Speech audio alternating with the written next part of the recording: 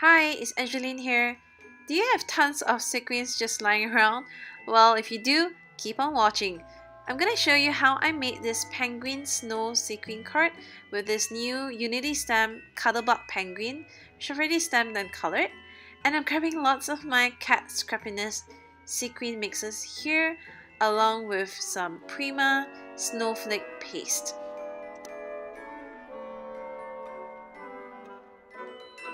So first I am grabbing the snowflake paste and just adding it onto my card, and I'm just gonna use this as my glue to adhere the sequins together.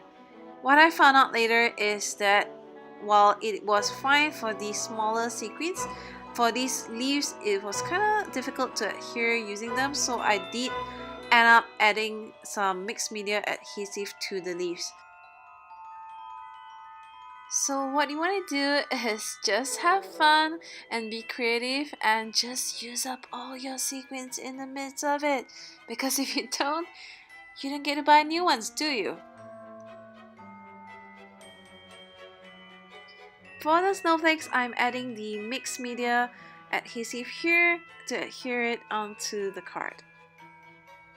So here is my finished card. I hope you enjoyed this video and thanks for watching. Bye!